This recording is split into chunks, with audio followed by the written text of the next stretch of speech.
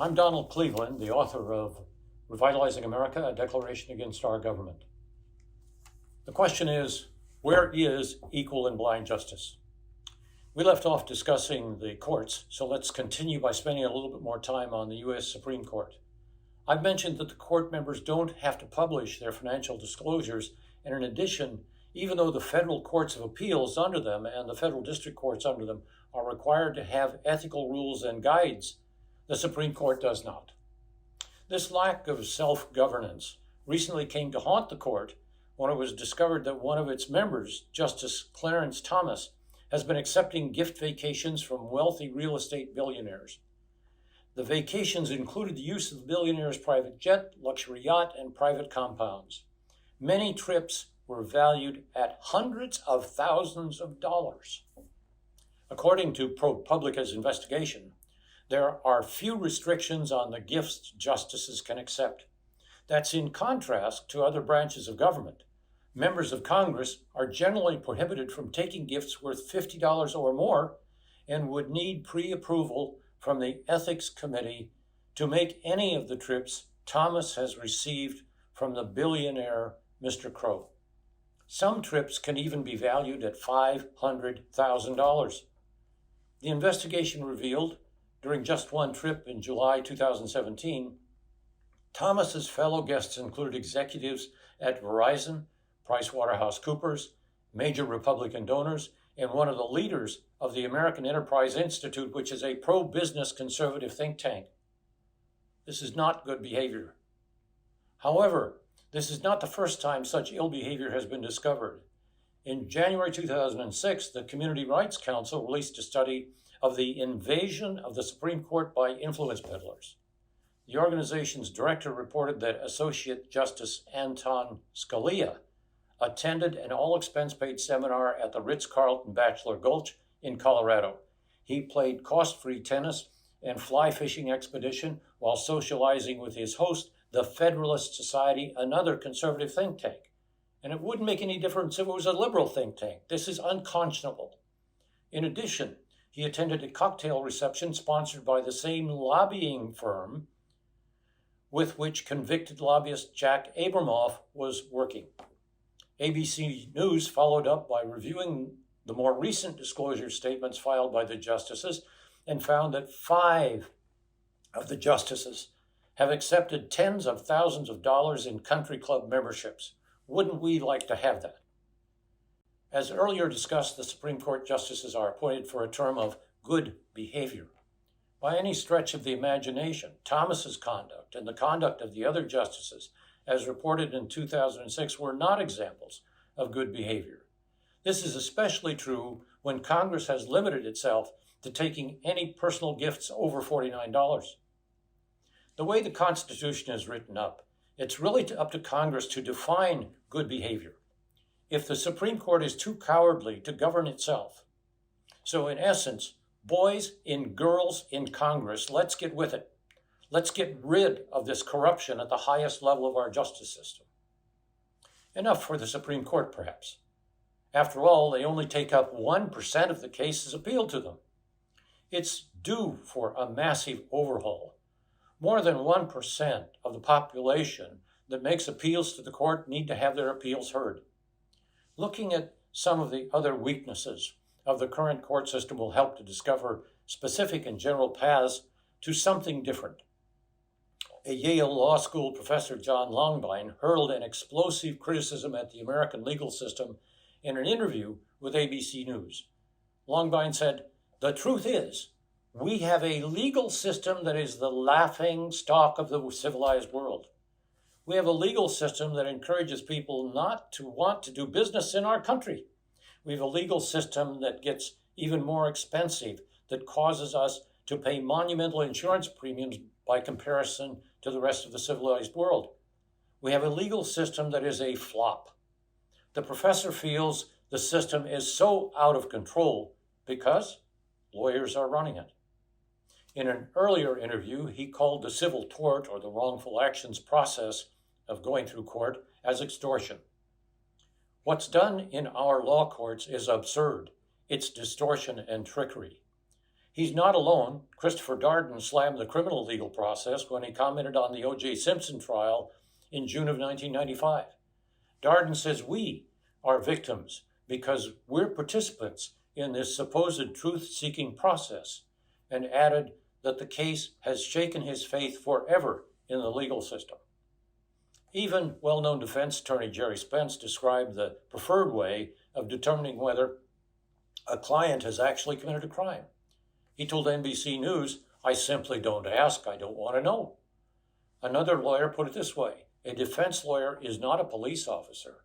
A defense lawyer is not there to find out whether or not the individual who's sitting across the table in this dire situation did it or didn't do it. Well, if there hasn't been a smattering of justice yet, it comes or becomes even more elusive when the costs and the financial resources are taken into consideration.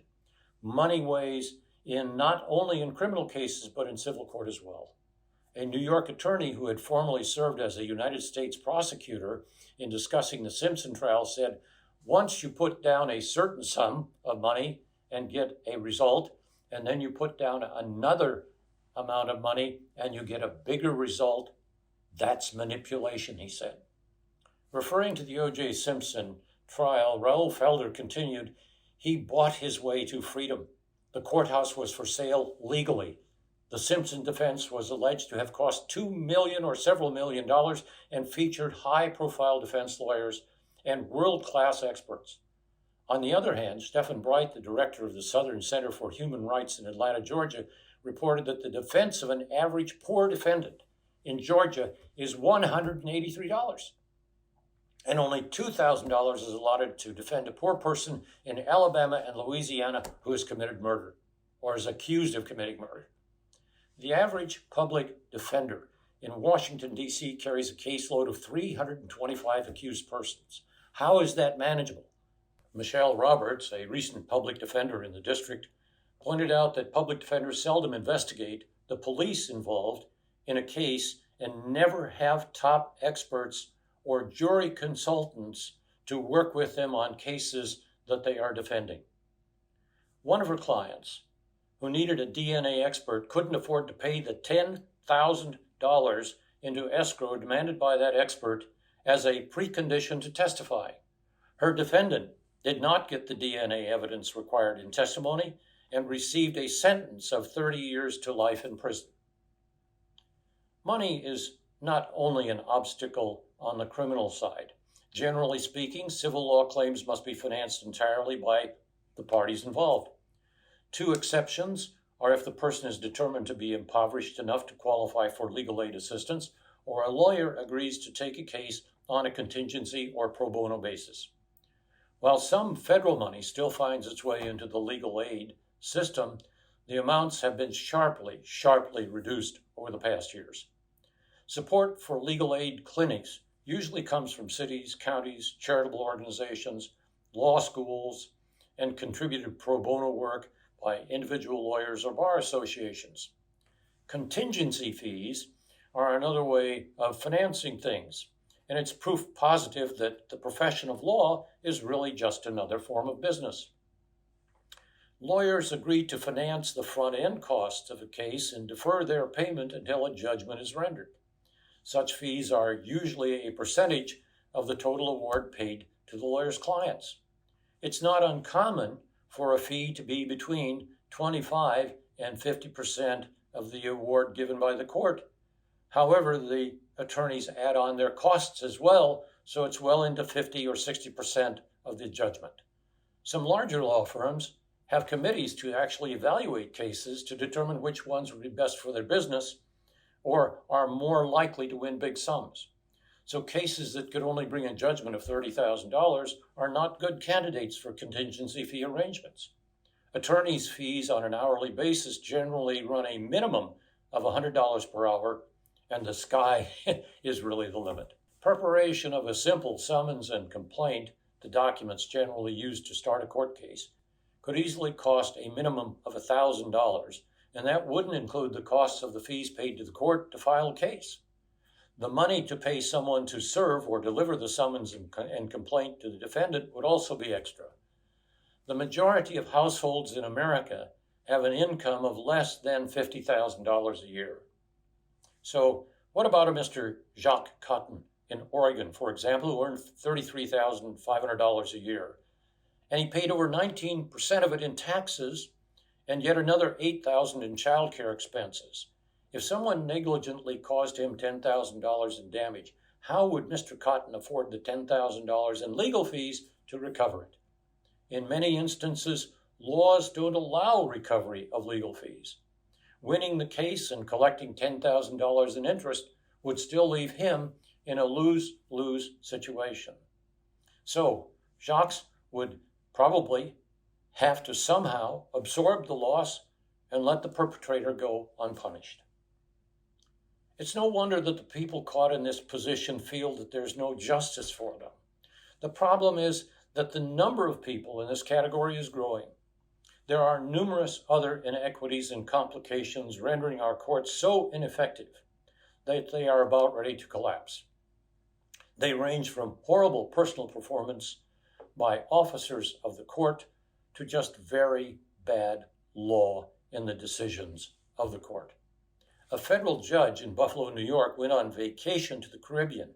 The judge left just as the jury trial started its deliberation on the case, which had been before the courts for 17 years.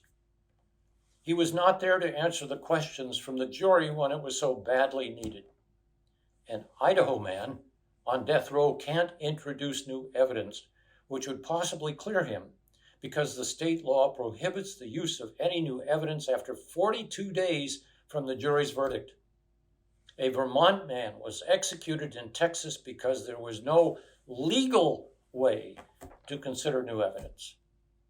State troopers in New York were convicted for forging evidence in numerous criminal cases to get convictions. A ring of Philadelphia police was systematically forcing confessions and forging evidence to get their convictions against minorities. Dozens of people were falsely imprisoned in both states as a result of these actions. These horrendous violations of civil rights were not discovered for several years after they took place. How does that compare with 42 days to repeal on new evidence, or the legal way? An electronic search of court decisions related to moving companies, moving household belongings for families, revealed 20 cases in which the moving company crew committed assault and battery on the homeowner. The homeowners had complained because their furniture had been damaged or destroyed. Despite physical attacks and conduct that rose to the level of criminal indifference, the courts would not award punitive damages against the moving company or its employees. They cited a law from the 1800s which they believed limited the damages to the items shipped. They ignored the trauma and the injuries of the household members who were beaten by the shipping company. If you'd like to support projects to investigate and actually change the laws and the provisions of the Constitution so that they deliver the promises made to us in the Declaration of Independence and the preamble of the Constitution, then support these endeavors by selecting the contribution or contribute button below. And for more information on the promises made and broken, you can visit my website at revitalizeamericanow.org, or better yet, you can buy a copy of the book on Revitalizing America from either my website or from Amazon.com. We'll speak again. Thank you.